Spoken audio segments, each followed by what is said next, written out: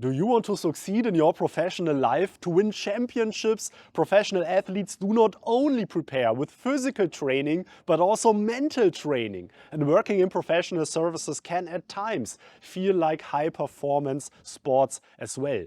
The environment is demanding. Pressure from colleagues and clients at times can be high. So there's a lot to learn from mental coaching of professional athletes. And it's my pleasure today to be invited by INVERTO. And I'm talking to two colleagues at INVERTO who have a lot to say about this topic. Afsaneh, pleasure to meet you. Can you kindly introduce yourself?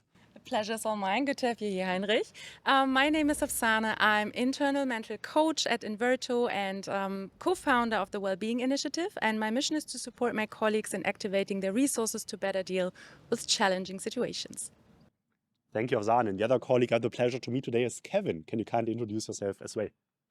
Thank you, Heinrich. My name is Kevin. I'm principal at INVERTO, supporting energy clients in their energy transformation, but I'm also sponsor and founder of INVERTO Wellbeing. As one of the first consultancies, INVERTO with Afsaneh is offering the employees an internal, full-time mental coach. Employees can approach Afsaneh without a complicated approval process to discuss their issues and be guided to solutions in confidential one-on-one coaching sessions. This program is open to all employees at INVERTO across all ranks. And when founding the INVERTO Wellbeing Initiative, Afsaneh and Kevin, who was also a professional referee, recognized that there are many parallels between high-performance sports and consulting. It is not only athletes who can benefit from mental coaching, this is very much true for employees as well. And so in this video, we'll explore 4 scenarios that draw on parallels between high-performance sports and consulting. And Afsaneh will share some practical methods that might help you as well to improve your mental and emotional resilience to challenging situations. So let's review a few of these situations. What can we learn from professional sports for consulting work? I think if we use a typical soccer match, 90 minutes, and a normal project, also in a short time frame. If I'm as a referee on the pitch and I did a mistake in the first half, I go to the locker room and see on my cell phone immediately that I did a mistake. But the show must go on, so you have also to deliver the second half of the game. And let's take a normal project. At the very beginning, you made a mistake. The show must also go on there, right? And there are also some techniques you can learn from, but how can we do it? So this definitely reminds me of countless situations I also experienced during my consulting career. I was working on Excel models, on faulty models, some wrong numbers coming from that were shown to the clients. That definitely doesn't feel great. Any advice, Afsaneh, for these types of situations? Yeah, I can fully relate. I think this is a very classic situation everyone finds themselves in. What I can apply here is 2 different techniques that you could try, right? Because you mentioned it didn't feel good, right? Yep. So where's this feeling coming from, and are you aware of your thoughts? So my recommendation would be, once you observe yourself in a kind of overthinking spiral, because this is what usually happens, right? So you wake up in the middle of the night and you think of the mistake you made, right? Definitely happened to me countless times. Yeah. And the question is, how can you better deal with this type of overthinking? And it's all about creating a muscle of self-awareness, to become aware of what you're telling yourself. And a tool that I can recommend here is the thought tracker. And this means you just take a sheet and you write down, what was the situation about? Yeah, so when did it occur? What happened? Who was involved? So stick to the facts. And then the other column will be about your thoughts. So what story did you tell yourself? I think we are all very great storytellers, right? And so a fact would be, I made a typo, for example.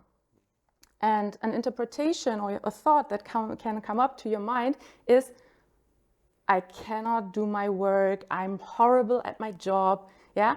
And then really to challenge that, is this really the truth? And then you try to find a positive aspect, at least one positive aspect that you can, for example, learn from that situation. So making a mistake, it can lead you to a development, right? So to improvement, because this mistake will never happen twice, right? It makes a lot of sense, and I'm a victim of this as well. In the middle of the night, you wake up, you think about, oh, I did all these mistakes. What does this say about me? Am I not able to do the job? What does this really mean? But then you realize, I just made a typo, right? I made a typo. It's not great. You shouldn't, of course, not do it. But it's not that, this shows that I'm incompetent to do the job. And I think that's very important to keep in mind. And what can you learn from that situation? I think that's always the important question. What is the gift that lies behind that situation? And I think a fun fact here is, did you know that only 3% of our thoughts are positive? Wow, this is very little. This is little, right? The good thing is that the rest is not negative, but it's 24%. So you can see a very, very clear imbalance that needs to be balanced a little bit more. And you can train that. But it really needs time, persistence, and also patience, because we always want to get to the goal as quick as possible, but this really needs training.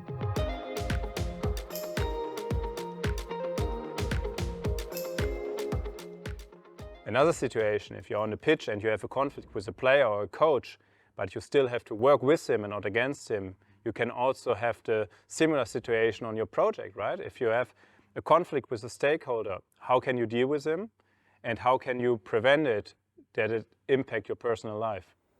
This can, of course, happen all the time. I'd say it's very human that with some people you get better along than with others. So you feel like, hey, there's a certain tension maybe or something that stands in between you and the other person. What to do in these situations? Yeah, I think, again, everyone can relate, right? So we are human beings and we have a sense and a basic need for belonging. And once we feel someone does not like us, we feel rejected, right? And I think it's important to understand that most of the time in those situations, our feelings are based on assumptions and, again, negative thoughts. So challenging the thoughts is crucial here, because then you can also train yourself to find other perspectives that could explain the behavior of someone else. And also, I think it's important to detach yourself from the behavior of others.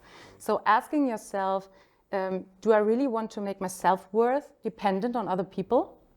So once you have created the awareness, this can really help you to better understand your motivation and what inner driver maybe lie behind it. So are you a people pleaser maybe? That could be something that could be explored during coaching sessions. So that's also very interesting to understand. And I often also then realize that, maybe the person was going through a tough time, maybe the person had other things going on in his or her personal life. So it's often not necessarily even about you, right? It's not that you did something wrong, but it's just other things being there. And of course, often you cannot directly influence these types of factors. Exactly. Focus on what you can control and what you can influence. Yeah. Kevin, understood that INVERTO is hiring for many open positions in both graduate and experienced hire roles. Is there anything specific you'd like to share with potential applicants? Yes, join us. So we are hiring around the globe, both for consulting functions, but also for corporate functions. And we are really taking care about our people. We know that the people are the heart of our company and of our business. And therefore, with INVERTO Wellbeing, our big initiative, we rethink consulting. And with Afsaneh, we have a full-time mental coach. So you are invited to join us and to join this great company.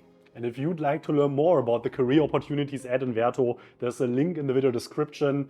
Feel free to check that out. Maybe there's the perfect position for you as well.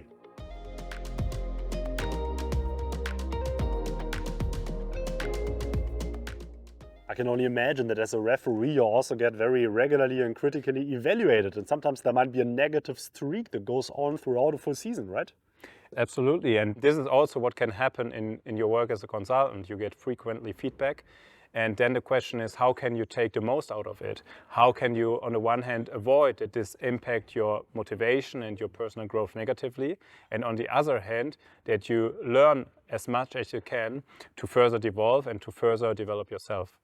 So based on my humble experience, there are only very few consultants who throughout their complete career have never experienced a situation where they received feedback with also very significant development areas. And also based on my own experience, I know that this can feel quite tough, right? What advice can you share? Yeah, so the first thing that you can do is to focus on your strength and not to forget about your strength. So just imagine you are in a high performance environment. That means you already have high expectations towards yourself, right? Absolutely. Yeah, and still you want to develop. And for development, you really need also areas for improvement.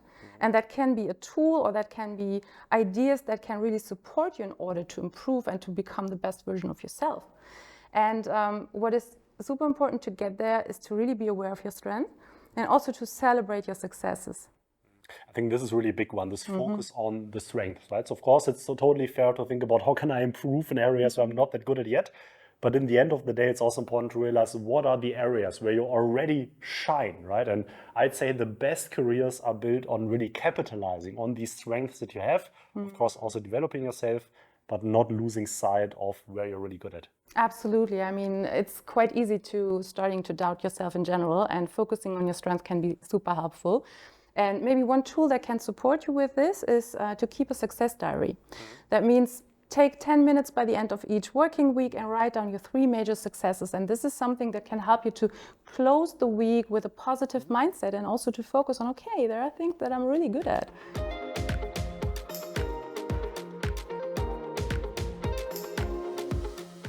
Before we move to the next segment, I already learned a lot, and if you took any value out of this video at all, please destroy the like button for the YouTube algorithm, and also subscribe to stay up to date on all the contents. And of course, big thanks to the members of the channel for supporting our work here at Firm Learning.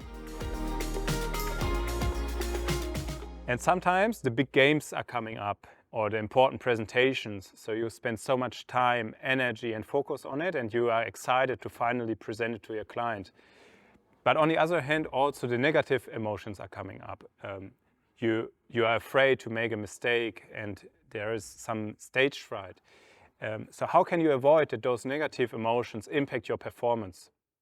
I still remember the first time I was asked to present a document in front of board members of a large German multinational company that I trust everyone here in the audience has heard about. And of course, we were well prepared. We prepared some good analysis, a strong document, but I felt so nervous. I was so anxious. So stage fright. What do you do about this, Afsaneh? Yeah, that's an important one, right? So yeah, there are different things to consider. So I think one technique that can be used here is visualization. So that's a common one in high performance sports. That's where athletes, for example, just imagine and see it in front of their eyes how they already accomplish a specific goal. Yeah, so they really tune into it, how it feels like to apply specific skills. And if you do that on a regular basis, it's much easier to really reconnect with those feelings, and makes it much easier to apply them in the specific situation. That's one thing you can use. Yeah. Another technique that I would like to explore here is creating performance routines. So do you have any performance routines? So what I like to do are dry runs, right? So in front of important presentations, I really take a moment, go in a different room or something like this, and just think about the key sentences I want to say, the train of thought that I want to share. And for me, it really helps, even though I'm already familiar with the content, to actually say it once, because then it's easier to just go with the same wording also in the presentation. Yeah, that's great. I mean, it's all about preparation, right? So what you can do to add on that is also to prepare mentally. So there are different techniques. For example, applying breathing techniques. Yeah, those are very effective. You don't need any other tools, and you don't need too much time.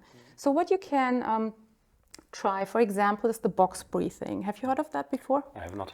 Okay, so it's a technique where you breathe in an equal count. So you inhale on a count of 4, hold the breath for 4, exhale for 4, and hold the breath for 4. And this gives you balance, yeah? So it gives your body balance and your nervous system, and you feel much more grounded. So this is also very helpful to prepare mentally in order to perform at your best during the presentation, for example. And another technique would be to apply the power pose. Have you heard of that? That's something like this, right? Exactly. So it's important, like, to open the feet in the hip-width distance, to keep your arms like this and your hands, and to open the chest and to lift your chin slightly. And once you stand like this for 2 minutes, you can feel how the stress gets less. So something that I can really recommend. Try this all next time. Thank you, Afsaneh. What tips do you have to share on situations like the ones we discussed in today's video? I would be super interested in your perspective. Please leave a comment in the comment section on that. Trust me, only all can learn from that. My name is Heinrich. See you soon here again on Firm Learning.